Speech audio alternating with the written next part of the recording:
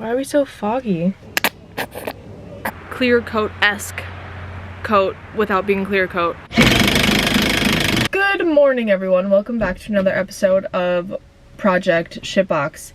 On today's agenda, first of all, last video and the video before both had to do with my alternator conversion project, so if you didn't check those out / are interested in the process of doing so, go check out my last two videos. I have not driven my truck one time this week. My only mode of transportation was the Volvo, which, might I say, I'm kind of impressed with it.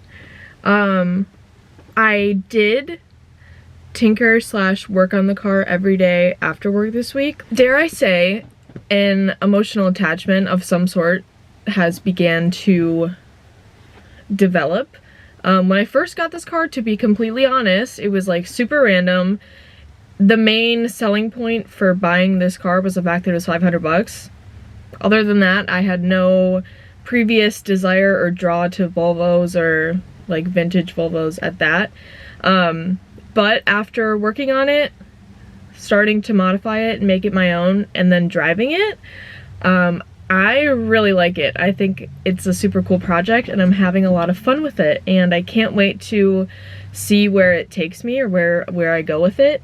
But yeah, I'm having fun. I hope you guys are enjoying the Volvo content. Since I've been driving it more and like just spending more time in it, there are more things that I want to adjust or fix or change or cater more towards myself. For example, my driver door didn't have a door handle, so I made these silly little tabs out of like literally a lanyard, and then a big ass washer and a bolt where the door handle normally would go. And like, it's kind of cute, you know, for now.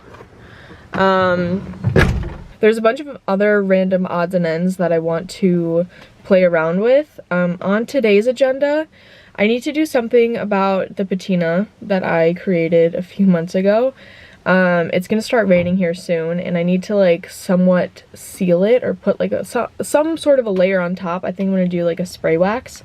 But first I need to clean all of the drip marks off. I'm gonna do like some Scotch-Brite action, maybe polish a little bit, or maybe just skip straight to wax. We'll see. That's like just something small I need to take care of. But one of the biggest things I need to address right now, one, it's running pretty rich, so I gotta figure that out. Two, this steering wheel is massive, and it also just so happens to sit right in my line of vision when I'm like sitting comfortably. It is right where my eyes need to see, and it honestly drives me absolutely nuts. So I have to sit like this, like with my head, so I can see above it or below it. Neither of which are comfortable. My neck literally hurts just from driving it this week. So that's just something that's like super apparent and that I need to address immediately. Today is definitely a tinker day. We're not getting into like a big project today, but just taking care of some smaller things that really need to get done. So with that being said, let's get into it.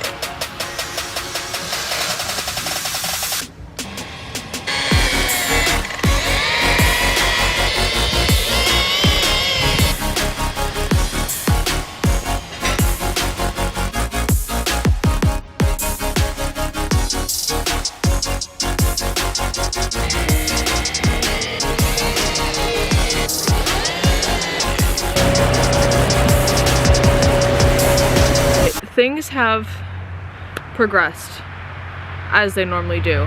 I am now going to do like a sealant coat, clear coat-esque coat without being clear coat let me say coat one more time, on this patina. So I just ran to the store and I grabbed, let me show you, more microfibers. Boiled linseed oil. This is the star of the show today. I have never done this before. I've seen it online. It's kind of common for people to use this for patina. So I'm gonna try this, and then I also saw that you can dilute it for more of a satin finish with some mineral spirits. But I'm gonna mix those together in my little tub here, there, and then apply it with a microfiber. And we are gonna see what happens. Allegedly, it's supposed to like keep the rust protected from the elements, moisture. Let's get into it. Also, to catch you up real quick, what I've been doing, I didn't film the whole process, but I started off with Scotch-Briting over all the rust to knock off the really high spots. Then I went over with a polisher and my polish from Mr. Sam, light polish over the rust again with my Makita polisher. So now everything is pretty even. The rust is a darker brown, which is perfect. That's exactly what I want. The bright orange just looks like too new. The brown is like aged, and we love that. So did that. I took a Scotch-Brite to some of the spots that were really, where the drips were really bad. Like I said when I was doing the whole patina project, I don't mind a drip or two. In fact, I like it. I actually didn't touch some of the panels on purpose to leave some drip marks, but it was definitely excessive and all over, and there was a bit too much. So I got rid of most of that. Now I'm gonna see what this linseed oil thing is all about. I don't want a super glossy finish, but I honestly wouldn't mind a little satin sheen. So let's fuck around and find out what's gonna happen here. Also, as I mentioned in the past, this is like a giant experiment. So, not necessarily a tutorial, this is just how I'm doing it. I can't really recommend it yet because I don't know what the finished product is gonna be like. Honestly, I can't hurt it any more than I already have. So at this point, I have nothing to lose, and I feel like it can only get better from here. So, let's see.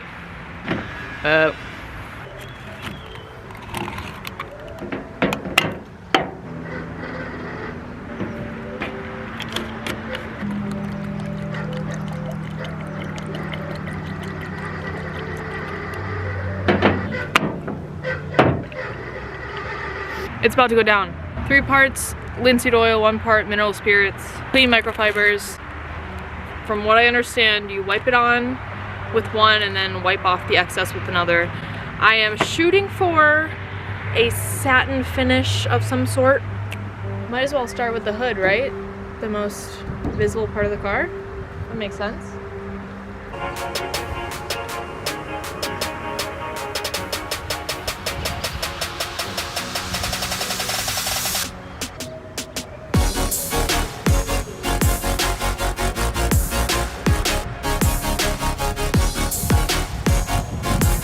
It appears to be doing something.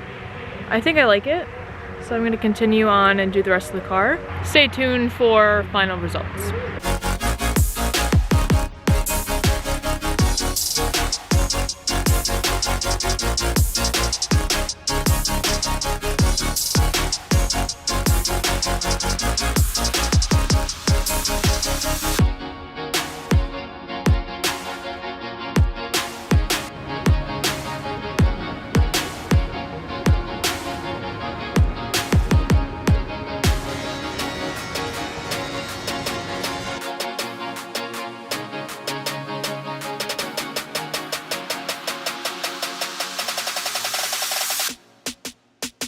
Okay, update. I'm trying to move as fast as possible. I'm losing daylight here, but this side has been treated.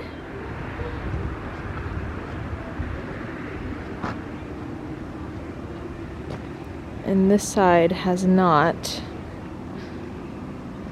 Hopefully you can tell the difference here. You for surely can. Wow. Okay, I'm gonna keep going.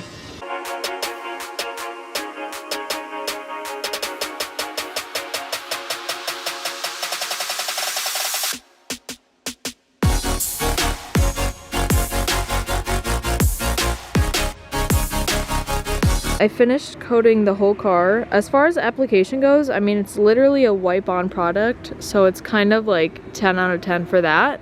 It's kind of drying in some spots. Like I did this half the roof first, then that half, so this half is drying faster than that. So you can see the difference there. I'm really happy with the color of the rust. That was kind of the main reason I was doing this, along with some sort of like protection so that when it rains, those runs won't happen again. And it's supposed to rain on Monday, so I will keep you guys updated with how it holds up. I'm also curious to see how long it's gonna last for. First impressions, I'm impressed. I really like the way it looks. I'm taking it to a Cars and Coffee in the morning, so I will bring you guys along for that and we'll check in on how it looks in the morning. I didn't end up wiping off any of the rest of the car, and I went back to the hood and recoated it and didn't wipe it off. So we'll see what that does. The smell is like tolerable. It's not awful. Heads up, if you try this at home, from what I have read on the interwebs, the rags that you use to apply the linseed oil can spontaneously combust. So you have to let them dry out completely before you like dispose of them. Just so you know, I'm gonna let these fully dry out and then do something with them, but that is just something to note. Good morning. It is currently 7 o'clock in the morning. We're going to Cars and Coffee. Got the boy. Jason's in his Gia. Caden's in his F100. Got the 60s vintage cars repping hard this morning. We made it. Good morning. Cool. Hi. Morning. Sunny and 75. Good morning, Miss Michelle. Good morning. Let me get it up. Look at these shit boxes. Don't talk about my husband's car. Ooh. Big mini guy. The shifter's sick. Alright, more people are showing up. It's a little cold and raining this morning, but that's alright.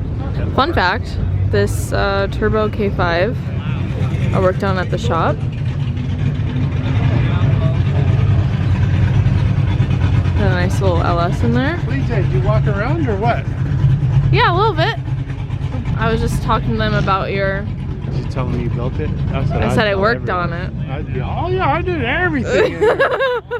This morning was fun. My first local Cars and Coffee period, and then with the Volvo as well.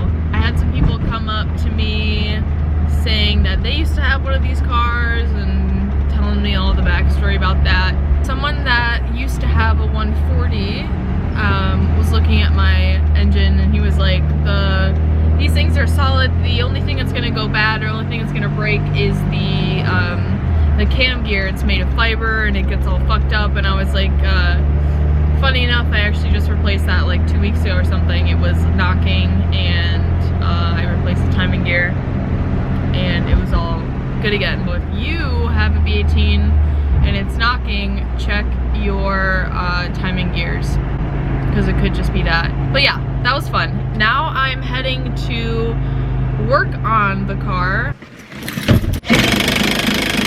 Alright, update. I did some digging on the internet. I am 99.9% sure this car has a 48 spline 19mm steering wheel shaft. I ended up looking that up online and turns out a Land Rover Defender has the same spline. So I ordered a steering wheel adapter for a Defender off of eBay. It's supposed to get here this week. So instead of welding to the shaft, I was gonna maybe do like a plate and then maybe some tube or pipe for like a standoff to make the wheel a little closer to me. Instead of doing something that permanent to a steering wheel shaft that will be very hard to find a replacement for if I ever for some reason need one. Since there was an adapter for the exact spline that I have, and it was like 35 bucks, so I just ordered that instead of going through some fuckery to make this work. If that doesn't work, I will figure something out and maybe have to weld something to the steering shaft itself. I will update you guys and film that when the time comes. Here's the wheel in question. Might need Or I might not need a spacer once I have the adapter on there. So I will eagerly be waiting for that box to show up, and we'll check back in on the steering wheel project when it shows up. Okay, so back to the linseed patina project from yesterday. Couple of things. One, I love the color that it turned the rust. It's like a dark brown. It's that perfect rust color that I want. Second of all, it has like a nice sheen to it. It's winter time here, so it's getting wetter. So there was a lot of moisture on it by the time the sun was setting yesterday. As you can see, the water doesn't really stick to it, it just beads. There are some spots that it looks like it dried or just didn't stick to that I can always go over with more linseed oil at some point, and the water just kind of rolls right off, which is cool. Yeah, maybe it could have dried better. Maybe next time I would do it like the very beginning of the day, and then by the end of the day hopefully it'll all be dry. But overall I really like it. It definitely smells a little bit like boiled peanuts for some reason. It looks way cleaner than it was. So overall I am very happy with my decision there to do that. Stay in tune for my future thoughts to come, but that's what I have to say about it at this moment in time. I like it. I even put some on my plate and it really just brought it to life. Alright, so I have my steering wheel part ordered. I need to order some other small odds and ends too to keep the projects rolling on this thing. And I'll probably end this video here. So if you enjoyed this video, please be sure to give it a big thumbs up and hit that subscribe button down below. Stay tuned for future Shipbox project updates to come. If there are things or projects that you want to see or that you want to see me build, comment down below and let me know what your thoughts would be. Whether you want to see more driving the car, you want to see more fabrication, you want to see more, you know, mechanic repairs type stuff, let me know, and I'll see you guys in the next one. Bye!